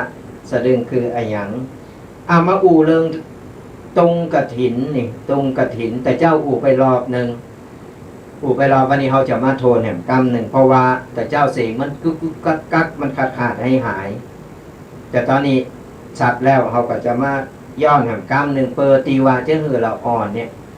มันได้เข้าใจว่าไอ้หยังคือไอ้หยังเนาะตุงกฐินจะมีอยู่4 อย่างด้วยกันก็คือมีตุงตะเคหรือว่าตุงจระเข้นี่นะตุงตะเคตุงตะขาบตุงมัจฉาแล้วก็ตุงเต่าอย่างที่ว่าความหมายของแต่ละตุงเนี่ยมันจะแตกต่างกันไปอย่างตุงจระเข้นี่มีความเป็นมาเป็นไปอย่างที่ว่าก็คือจระเข้เป็นใครได้บุญปัญหาขบวนกฐินแห่เลอผ่านไปแห่เฮอเปิ้นกฐินตั้งเฮอแต่ก่อนแห่เฮอไปก็ใครได้บุญก็เปิ้นก็เลยไปกราบเอาดอกโบวายน้ำโตยเปิ้นไปสุดท้ายไปถึงวัดจระเข้ก็ไก่ตายเพราะมันแก่แล้วก็มันมดแห้งก็เลยเอาดอกโบไปฝากกับเศรษฐีที่เพิ่นจะไปทอดกฐินนั่นก็เลยฝากไปทำบุญโตยเนอร์แล้วก็ตอนนี้ขาดจะตายแล้วก็ขอถ้าเกิดขาดตายขอหรือมีตุงของเป็นสัญลักษณ์ของขาโตยเนอร์เอาบุญเพิดขาโตยจากนั้นจระเข้ก็ตายนี่เป็นความเป็นมาเป็นไปข ของตุงจระเข้ที่เป็นใครได้บุญตุงที่สองก็คือตุงตะขาบตุงตะขาบหมายถึงความโกรธนี่ตะขาบนี่เวลามันโกรธเวลามันโมโหมันคบโอ้มันจึงปวดแสบปวดห้อนแต่สถานญาติโยมเคยปะอยู่ข้างหนึ่งสถานจะเล่าให้ฟังจะขาบแม่มารมันต้องอยู่ตุ๊ปี้ก็บอกหูตอนนั้นเตวไปมันแอบอยู่ตรงนั้นขึ้นใดอ่ะนะมันขาบอยู่ตรงขึ้นใดอ่ะพอตกไปกระโดดก็ใส่ตกใจหันกำลังเกิดมากกำลังหันกับไอ้ตะขาบมันกระโดดก็ใส่จะขาบนี่นะกระโดดก็ใส่ปุ๊บดีอะลบตันน่ะกระโดดก็ใส่ปุ๊บโอ้เป็นว่ามันเป็นไอ้เป็นห้องเป็นโตที่โมโหไล่อ่ะตะขาบแม่มารกระโดดเขาใส่ลบตันนะครับโปโตตโมสังโฆก่อนมันครบนี่บุหูจะวายอย่างไร เนี่ยสัญลักษณ์ของตุงตะขาบก็คือความแสดงถึงความโกรธความโกรธต่อไปตุงมัจฉาก็คือมัจฉาก็คือไม่ยิงหูไม่ยิงหรือหูนางป่าเนี่ยจริงงามอ่อนช้อยเนี่ยแสดงหรือว่าหมายความว่าความหลงแต่เจ้านี่ตะขาบนี่ความโกรธอันนี้ความหลงไปหันก็หลงในเสน่ห์ความหลงในความงามของนางเงือกหรือว่านางมัจฉาเนี่ยและตรงเต่าหมายถึงสติหมายถึงสติก็คือเฮามีสติตั้งสติอยู่ตลอดเวลาเหมือนเต่าเนี่ยเวลาอย่างมาปุ๊บมันจะพดเข้ากับดองปุ๊บตึงแขนตึงขาตึงหัวตึงหางพดเข้าไปปุ๊บไอ้ยังก็บ่ได้นี่คือต้องมีสติอยู่ตลอดเวลาเพราะฉะนั้นแล้วตุงตึง3อย่าง4อย่างนี่นะตุงตะขาบตุงตุงจระเข้ตุงตะขาบตุงมัจฉาตุงเต่าเป็นสัญลักษณ์ของความโกรธความโลภโกรธหลงแล้วก็มีสตินี่ก่อนเราอ่อนถามตุงนี่มันหมายความว่าอย่างบางคนก็หันมาได้เนี่ยสระอย่างเดียวหันก็หันมาแล้วบอกว่าไอ้มันคือไอ้หยังบางคนก็คนเฒ่าคนแก่ก็โง่แต่เอาตีทุกปีแต่เอามานี่ก็คือได้สระญาติโยมตีงูแล้วลืมบอกว่าหมายความอะไรเกิดเราอ่อนถามก็จะได้เอามาเราสู่เราอ่อนฟังได้เนี่ยเป็นการเราสู่บอกลูกบอกหลานเพราะอย่างน้อยเนี่ยการที่เราเราอ่อนละเราอ่อนมันสอนหูสอนหันด้วยเขาได้ละละอ่อนได้หูอย่างพองเกี่ยวกับขนบประเพณีอันดีงามต่างเหนือหรือต่างบ้านเฮาเนี่ยคือมันเห็นหูของปัจจัยไปเอาอกเอาใจเอาอย่างใครใดโทรศัพท์ก็ซื้อกับโทรศัพท์ยี่ห้อแปลงยี่ห้อนั้นยี่ห้อนี้แต่ประเพณีต่างๆนี่ลืมบ่ฮู้จักมันก็บ่ดีต่อไปมันก็จะสูญหายไปเขาก็ต้องบอกละอ่อนสั่งสอนละอ่อนเตอละวันละนิดวันละหน่อยนี่คือมันซึมซับแล้วก็สืบทอดไปและต่อไปก่อนรุ่นเฮาล้มหายตายจากไปแล้วทีนี้ละอ่อนมันก็จะสืบต่ออันนี้คืออันนี้คืออันนี้ไปวัดไปวาเหมือนกันสนาญาติโยมยิงละอ่อนไปเดียวตอนนี้ปิดเทอมเนี่ยวันศีลวันพระไปวัดก็เอาละอ่อนไปมันได้พอได้เห็นหู้เพิ่นนึกว่าละอ่อนเปรียบเสมือนผ้าขาวเขาเอาอย่างว่าเอาสียังไปป้ายไปแปดเอาไปแตะมันก็เป็นสีนั่นเราอ่อนก็เอาปลามันไปแอววัดวันนี้แม่อุ้ยอย่าไปวัดเนอะวันนี้พี่ปออย่าไปวัดเนอะอีแม่อย่าไปวัดเนอะบันศีลไปกับแม่ไปกับปออุ้ยแม่อุ้ยก็ว่าไปแล้วเราอ่อนมันไปอย่างน้อยมันก็ได้เห็นหู้ได้เห็นหู้ได้สืบได้เจริญรอยตามเนี่ยเป็นการสอนไปในโตไปมันเพลินมันพอหันพอนี่หูหันหูนี่เดี๋ยวมันก็จำมันไปเองแล้วหน่อยมันก็เยะจางแล้วหน่อยมันก็ทำจางแล้วเวลาเราล้มหายตายจากไปปุ๊บเราอ่อนว่าปออุ้ยแม่อุ้ย เพิ่นเคยสอนอย่างอี้เฮาเคยมาเพิ่นเยอย่างอี้เพื่อเฮาตายไปปุ๊บตะอ่อนนะมันก็จะได้จะต้านไปหาอีปออีแม่จะไปหาพ่ออุ้ยแม่อุ้ยนี่เฮาก็ต้องสอนต้องบอกก่อนเฮาบอกว่าสอนโกลูกจะอั้นโกลูกจะเป็นอย่างอี้โกลูกยังเล่งลูกเล่งหลานอยู่ในเพิ่นเฮาว่าอยู่ในอันนี้กรอบอยู่ในนี่มันก็บ่ดีซะได้อย่าเดี๋ยวอาหับสายก่อนเนาะเจริญปอน เจ้าโอ้ยสาเจ้าโอ้แม่ข้าโมโหมาเดียวนะค่ะ อย่าง ที่ว่าตุง อ๋อตุงสี่ตุงสี่อย่างเนาะ ใช้กับโมโหเหมือนกันนะค่ะ เรียกความหมายของตุงสี่อย่าง ใครที่โมโหจะหรอ อ๋อมีหูจะเนาะ ตุงสี่อย่างมันมีประวัติความเป็นมานั่นแหละต้องเฮาต้องฟังพอตุกูบาอาจารย์หลายรูปหลายตนเพื่อจะเอาเรื่องนั้นเรื่องนี้มาอู่กันเนี่ยเฮาฟังเก็บมาเป็นวันโมกระดับเนาะใจตอนนี้หู้แล้วเฮาก็จะได้ไปบอกแม่ก็ปักผ้าเราไปดึงปักผ้าเนี่ยก่อนอ๋อดึงอีเนาะพระเจ้าดึงปักผ้าเนี่ยก่อนอ๋อเขาเข็มเนี่ยก่อนอ๋อที่เป็นห้องสะดึงนั่นนะนั่นน่ะอ๋ออันนั้นน่ะมันความหมายของกฐินคนสมัยก่อนเป็นคนสมัยก่อนเป็นห้องสะดึงปัญญาต่อผ้าต่ออย่างเรียบร้อยเสร็จปัญญาเอาผ้าเนี่ยเอาสะดึงนี่นะหรือเอาดึงเนี่ยมันจะเป็นกรอบสี่เหลี่ยมหรือเป็นวงกลมอย่างนี้นะแล้วปัญญามาเย็บปักทักร้อยอย่าเอามาเย็บมายิบมาอย่างเอี้ยกันเอามายิบแล้วก็แล้วก็นี่ของแม่ที่นะแต่ว่าที่ว่านี่มันจะเหมือนว่าเนาะมันติดดีคนอย่างของหูเป็นอย่างไรแต่นี้ว่าเป็นน้ำต้อผ้าอะไรอย่างเงี้ยกับหูที่แม่ทำนี่มันเป็นปักผ้าเนี่ยเหมือนกันนั่นน่ะนั่นแหละประเดี๋ยวเป็นห้องว่าอย่างห้องดึงอิ่มได้เนาะเจ้าดึงนะนั่นแหละเหมือนกันเพราะว่าสมัยก่อนไม่จะเป็นสี่เหลี่ยมอย่าพูดก่อนเนาะสมัยก่อนจะเป็นสี่เหลี่ยมเปิ้นมีจักดูสมัยก่อนเปิ้นยาวดึงเนี่ยเอาสะดึงเนี่ยมาแล้วก็สอยปลายผ้าซอยเปิ้นห้องไว้เอาดึงมาใจมันมีสองอันหรอจักมันเข่งอย่างโมเยอะใจแล้วเราก็เพิ่นจะปักผ้าแล้วก็เอาไปถวายทุกเจ้าเปิ้นห้องผ้ากฐินจุลกฐินนั่นแหละจุลกฐินนั่นแหละเปิ้นปัญญามาเดิมไปเลยกลายมาเป็นกฐินผ้ากฐินเนี่ยเป็นของเก่าโบราณแต่เราเนาะใจแล้วก็ตุงนะว่าต้องมีความเป็นมาเป็นไปสาธุโทรมาส่งเสียก็ไม่ได้ฟังโอ้โหอย่างแท้นะใช่ไว้สาเจ้าสาธุบุญรักษาเนี่ยก่อนเอาหู้แล้วเราก็จะได้เอาไปอู่ไปเล่าสู่สทายาติโยหือปอมละเอ็กละอ่อนได้เข้าใจได้หู้ว่าอ๋อสะดึงหรือว่าอ๋อสะดึงคือดึงอ๋อไอ้ตุงนี่หมายความว่าไอ้หยังแน่เนี่ยวันนี้ก็เลยได้เอามาอู่มาสทายาติโยมคือได้หู้ได้เข้าใจ ก็อย่างที่ว่าบางคนก็บ่หู้เลยบางคนก็หู้แล้วบางคนก็หู้แต่ลืมไปแล้วเนี่ยเปิ้นมีความเป็นมาเป็นไปของเปิ้นอยู่อย่าง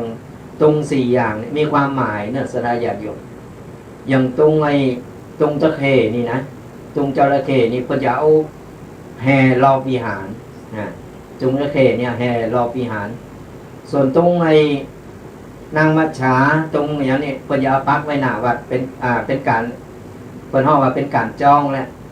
ตุงตะขาบตุงมัจฉานี่นะเป็นการจองวัดนี้มีกฐินแล้วสังเกตพอง่ายๆเนี่ยเวลาวันไหนมีกฐินเนี่ยเพิ่นจะเอาตุงเนี่ยตะขาบแล้วก็ตรงนามัจฉาเนี่ยไปปักไว้หน้าวัดหั่นบางทีเพิ่นจะมีอันประเพณีของเพิ่นนั่นคือสัญลักษณ์ของการว่ามีวัดนี้มีคนจองกฐินแล้วเน้อเพราะว่ากฐินนี่วัดแต่ละวัดเพิ่นหับได้แค่เตอเดียว วัดเดียวหับสายก่อนเนาะเจริญปอนดักแสบสาธุจากไหน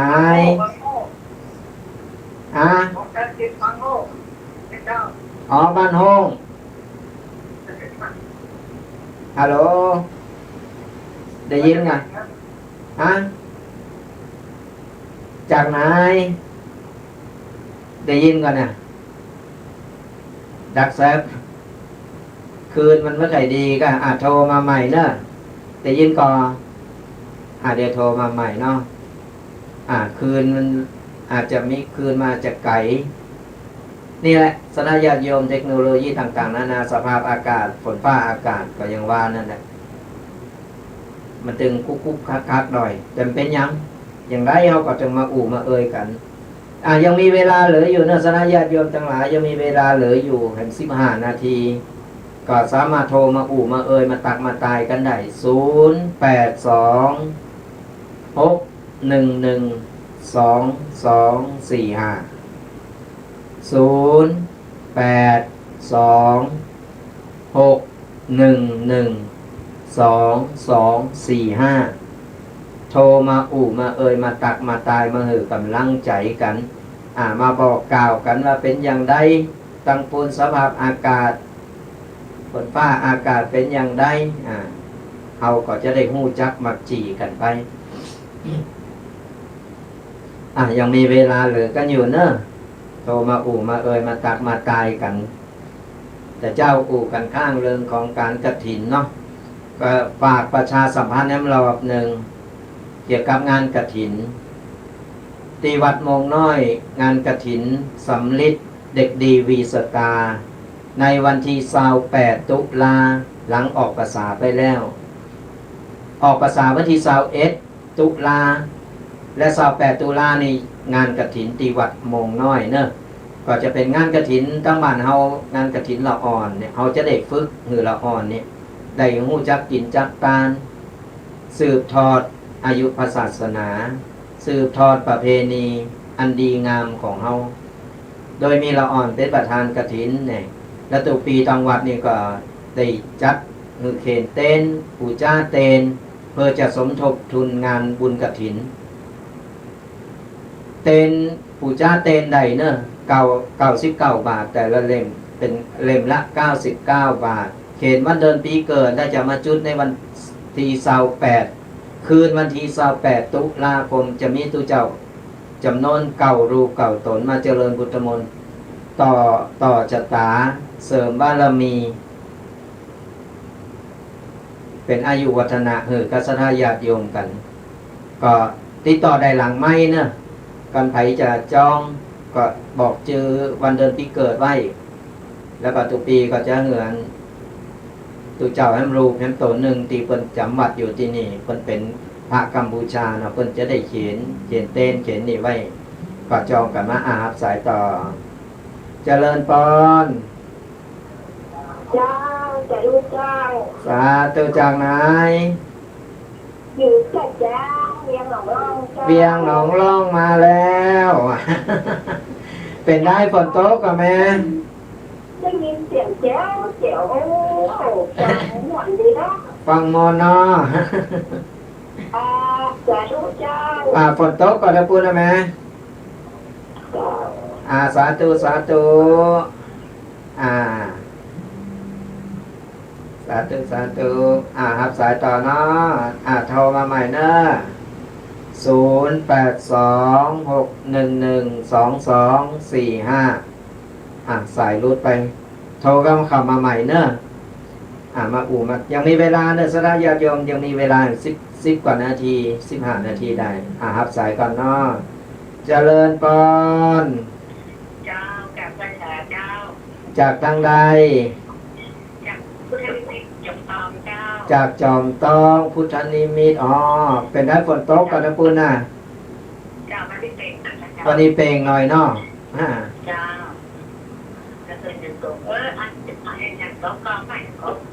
ดึงนี่เดี๋ยวว่าดึงสะดึงที่มันคนละอย่างว่าอย่างเป็นเพราะกับว่าอย่างของมันดึงตีปอกแค่ใจจะปอกแค่เจ็บหน้าใจเนาะใจแต่ที่ท่าเขาโตแค่นี้ยิ่งไม่โตแค่อันนั้นก็จะหงก็จะเหลามันคล้ายๆกับแก้มขนมแล้วก็จะเอาปอกแก้มแค่ใจจำได้แค่กวักเลยจะอันนั้นก็ท้องแบบไม้ของเขาเสียบ พิมพ์ทางนี้แล้วก็เสียบพิมพ์ทางนี้แล้วเวลาเขาต่อผ้าหินทางอะไรอย่างเงี้ยอ๋อใจไอ้ที่เป็นไม้โก้งๆนั่นนะออกเป็นห้องป๋องไม่ต่อผ้าอ๋ออาจารย์ดีวันที่วันจูนก็จะเห็นดีโดยน้อยเรียนจากการเจริญเนาะไม่ได้กับเป็นต่อผ้าสาธุดีแล้ววัดพระธาตุโดยน้อยเนาะเนี่ยรักษาไอ้ถูกจะเป็นจะหูเด้อดีแล้วเป็นการเรื่องความหู้อย่างหนึ่งเราอ่อนรุ่นหลังจะได้หู้ตัวดีนะก็คืออนุรักษ์เอาไว้การต้อผ้าประเดี๋ยวไม่เคยมีเนอะหายากัน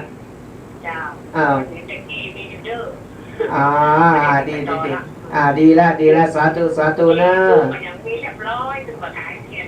โอ้ยอนุรักษ์เอาไว้เถอะอนุรักษ์เอาไว้เอาไว้ให้ลูกหลานสืบทอดเอาไว้เสียดายมันอย่างน้อยก็เก็บไว้รุ่นหลังมันได้หู้ได้หันเนาะก่อนอันมันจะหายไปไหนสาธุบุญรักษานะโอ้ยเนี่ยก่อนมีไอ้เครื่องตอสมัยตะก่อนนี่นะเครื่องตอเนี่ยเอาไอ้อนุรักษ์เอาไว้เนอะก่อนอันมันจะหายไปเห็นนะโอ้ยหันตุปีเคยไปหันที่สันติสุขเนาะเชียงใหม่แม่วางนี่นะวัดอะไรอย่างนี้แหละจำไม่ได้เป็นทำเป็นพิธีภัณฑ์เลยเนาะรับสายก่อนเจริญปอนฮัลโหล2 โล 3 โลทักแซบโทรมาใหม่เนอะเตียนวัดจำวัดดอยวัดหนองหอยนะวัดหนองหอยที่สันติสุขเชียงใหม่เป็นอนุรักษ์เอาไว้มันไอเครื่องต่อผ้านะวันดีคืนดีเพื่อก็จะมีแม่บ้านเนี่ยมาช่วยกันต่อเสร็จแล้วก็เพื่อนจะเอาผ้าต่อเนี่ยแปลงขายเป็นอันซินหรือว่าเป็นนั้นสัญลักษณ์ของไอ้วัดของหมู่บ้านนะดีนะอนุรักษ์เอาไว้เนี่ยของบักเก่าเนี่ยสดาญาติโยมของบักเก่าเครื่องต่อกายังกวักกาเนี่ยแต่ก่อนเนี่ยตอนเป็นละอ่อนเคยไปเล่นผีอีกวักรับสายกันเจริญปอนฮัลโหลเปิดไมค์ก็อย่างนี้ฮัลโหลได้ยินอยู่นะจากไหนเชียงดาวนมัสการหลวงพ่อจำได้แล้วเอาโบราณมาเก็บไว้ละก็ลืมไปแล้วแกมาแล้วตะเข้ยังไม่ได้ทำตะเข้อะไรนะ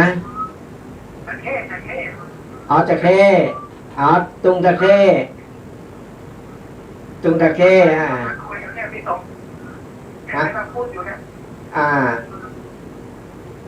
ตุงตะเข้ใช่ไหม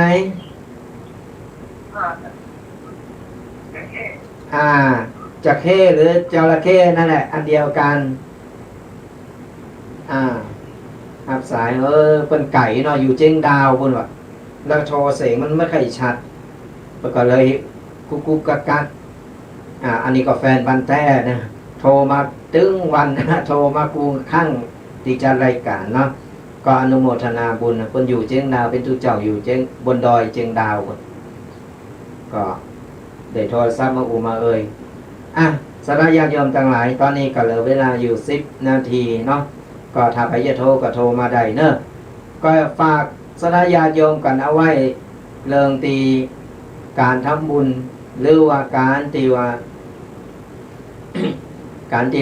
ละเอ็กละอ่อนเนี่ยได้สืบทอดกันอนุรักษ์กันเอาไว้จะได้ละอ่อนมันจะได้เห็นหูแต่แล้วก็จะได้สืบต่อไปประเพณีวัฒนธรรมบ้านเฮามันจะประสูญหายไปเนาะก็ฝากกันเอาไว้อารัสญาติโยมทั้งหลายสุดท้ายนี้ก็คงจะเหลือแฮมเบอร์กี่นาทีเขาก็จะได้หือปอนกับสนาญาติโยมกันตั้งใจหับปอนกันเนอะก็ขอตั้งแต่นี้ต่อไปก็ขอสนาญาติโยมจุปูจุคนจงหายทุกข์หายโศกหายโรคหายภัยหายเจ็บหายไข้ นึกหวังสิ่งใดก็สมปรารถนากุสิ่งกุประการขอเงินทองไหลมาเทมาอย่าได้ขาดสายขอเงินต่อเงินต่อเงินต่อเงินทำการงานใดๆเจริญก้าวหน้าทำมาค้าขายก็ร่ำรวยร่ำรวยทำให้ทำสวนได้ผลผลิตเจริญงอกงามขายได้ราคาสุขภาพร่างกายแข็งแรงแก้วขาดปลอดภัยอายุมั่นขวัญยืนมีโจกมีใจหือบุญปกปักรักษากันจูผู้จูคนเนอ